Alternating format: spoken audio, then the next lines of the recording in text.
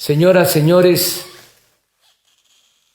gobernantes de países del mundo, me da mucho gusto comunicarme con ustedes con motivo del 75 aniversario de la Organización de Naciones Unidas.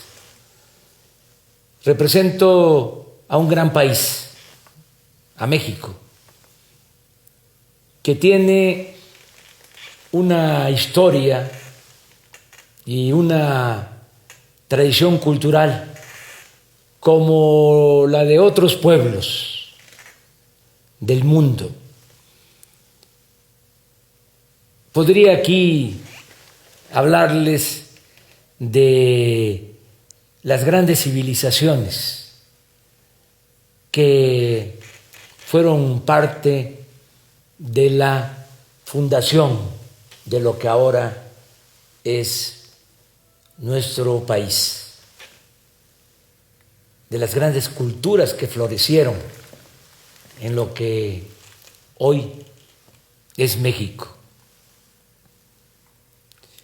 Hablo de civilización, hablo de culturas, porque los que conquistan, los que dominan, los que colonizan, siempre tratan de justificar sus atrocidades, descalificando a los pueblos originarios, llamándoles bárbaros o salvajes.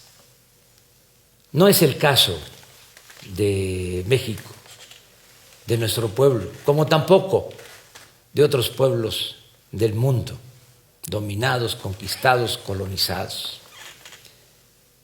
Nosotros tenemos una extraordinaria historia también de lucha por la libertad, por la justicia, por la igualdad, por la defensa de nuestra soberanía nacional. Hay tres grandes transformaciones en la historia de México. Primero, la independencia, cuando después de 300 años de ser colonia, obtuvimos nuestra independencia. Esa fue la primera transformación, a principios del siglo XIX.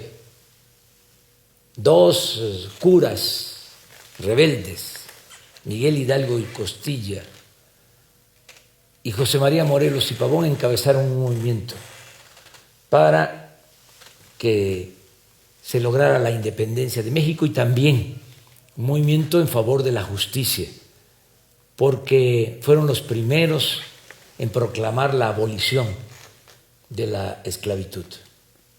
Luego tuvimos una segunda transformación a mitad del siglo XIX, muy importante y de trascendencia mundial, el movimiento de reforma que encabezó un gran dirigente, un liberal, el mejor presidente que ha habido en nuestra historia, un indígena zapoteco,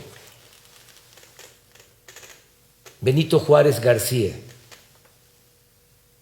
Se le conoció como el benemérito de las Américas. Fue tan importante su proceder y su fama que Benito Mussolini lleva ese nombre porque su papá quiso que se llamara como Benito Juárez.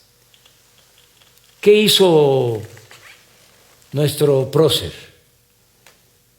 con la reforma que se consumó en ese tiempo? Separó al Estado de la Iglesia. Antes que en otros países, llevó a la práctica el principio bíblico de que a Dios lo que es de Dios y al César lo que es del César. Luego se llevó a cabo una tercera transformación a finales del siglo XIX y principios del siglo XX, la Revolución Mexicana de 1910. Se luchó por la democracia porque se padecía de una dictadura que se impuso durante 34 años. Se luchó para que se garantizaran las libertades y se luchó también por la justicia, dirigentes sociales muy importantes. Los hermanos Flores Magón, que fueron precursores de esa revolución. Desde luego, un hombre bueno, apóstol de la democracia, que fue asesinado cobardemente, Francisco I. Madero, y dirigentes sociales como Francisco Villa, un dirigente defensor de los campesinos, leal al pueblo, Emiliano Zapata. Con esta tercera transformación se avanzó mucho en el terreno de lo social, no lo suficiente en el terreno político porque no se pudo establecer una auténtica, una verdadera democracia en el país. Después de la revolución se creó un partido único que dominó durante mucho tiempo y apenas ahora estamos dando los primeros pasos para que México sea un país verdadera, auténticamente democrático. Posiblemente por la falta de democracia, entre otros factores, se fue echando a perder la vida pública en el país. Empezó a imperar la corrupción política, que fue durante mucho tiempo el principal problema de México. Nuestro país, con muchas riquezas naturales, que tiene buenas tierras para la producción agropecuaria, agua en abundancia, petróleo, minas y un pueblo bueno, noble, trabajador, poseedor, repito, de una herencia cultural milenaria, de donde dimana la vocación del pueblo por el trabajo, por la creatividad. Bueno, con todo y eso no podíamos avanzar por la corrupción que imperaba. Nosotros desde hace mucho tiempo venimos luchando para conseguir un verdadero cambio en el país. Y así lo decidió después de muchos años el pueblo de México. Nos eligió y nos hemos propuesto llevar a cabo la cuarta transformación de la vida pública de nuestro país. Ya hablé de la independencia, de la reforma, de la revolución y ahora estamos empeñados, comprometidos en llevar a cabo la cuarta transformación de la vida pública del país, sin violencia, de manera pacífica. Y lo estamos logrando. A pesar de que estamos enfrentando dos crisis, como también se está padeciendo en otros países del mundo. Estamos enfrentando la pandemia del coronavirus, del COVID-19, esta enfermedad terrible. Y estamos enfrentando también lo que desató o produjo, originó esta pandemia, una crisis económica, como en otros países. Estamos enfrentando al mismo tiempo dos crisis, pero vamos saliendo. Estamos avanzando, enfrentando la pandemia. Hemos actuado con responsabilidad, nos han ayudado mucho los expertos, los científicos, los médicos, las enfermeras, los trabajadores de la salud, que se han entregado con humanismo a salvar vidas. Y vamos avanzando, va bajando, disminuyendo el efecto nocivo de la pandemia. Lo que más nos importa es salvar vidas. Se va avanzando. Y también en lo económico, porque no aplicamos la misma estrategia de siempre, de endeudar al país, de rescatar a los de arriba, con el sofisma de que si llueve fuerte arriba, gotea abajo, como si la riqueza fuese contagiosa. ¿Qué hicimos? Pues estamos apoyando abajo y de manera directa al pueblo. Es de abajo hacia arriba.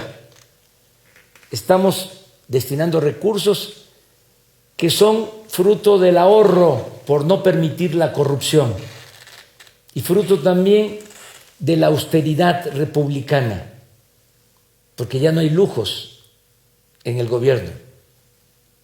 Les comento que había un avión presidencial, existe todavía, pero está en venta, ya lo rifamos y todavía vamos a venderlo. Este avión es como un palacio en los cielos, algo insultante para nuestro pueblo. Un avión de lujo para 240 pasajeros, adaptado para 80, con sala de junta, con recámara, algo, repito, ofensivo. Entonces ya el presidente de México, quien les habla, se traslada por carretera, en vehículos y en avión de línea. No está permitido utilizar aviones, helicópteros particulares para funcionarios, para servidores públicos. También, entre otras cosas, desapareció un cuerpo de élite que cuidaba al presidente. ¿Saben cuántos cuidaban al presidente? 8,000 elementos. Se llamaba esa institución, que venía de tiempo atrás, Estado Mayor Presidencial. Y así se han terminado lujos, las extravagancias. No puede haber gobierno rico con pueblo pobre. Entonces, la fórmula es no permitir la corrupción y ahorrar, y que no haya ostentación, lujos en el gobierno, y también liberar fondos para el desarrollo.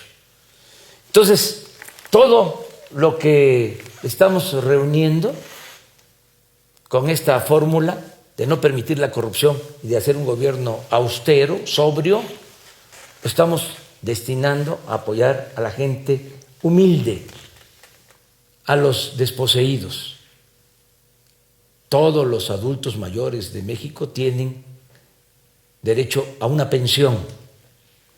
Todas las niñas, los niños con discapacidad también reciben una pensión. 11 millones de estudiantes pobres reciben becas y así muchos programas sociales. Entonces, esto que se está invirtiendo abajo, acompañado del apoyo que nos están brindando nuestros paisanos migrantes, los que por necesidad se fueron a buscarse la vida, a trabajar en Estados Unidos, que ya son 38 millones de mexicanos. Los que nacieron aquí, también los que han nacido allá, de padres mexicanos, 38 millones. Pues nos están ayudando, mandan a sus familiares en México apoyos económicos, las llamadas remesas. Este año, a pesar de la pandemia, va a ser un año récord en remesas. Se van a recibir alrededor de 40,000 millones de dólares. Y ese dinero, mes con mes, llega a 10 millones de familias pobres de nuestro país. Entonces, con lo que estamos invirtiendo desde el gobierno y con las remesas, estamos fortaleciendo el consumo y, a pesar de la pandemia y de la crisis, no hay hambre en nuestro país. Se está garantizando el consumo básico a millones de mexicanos. Y ya poco a poco se va recuperando la economía.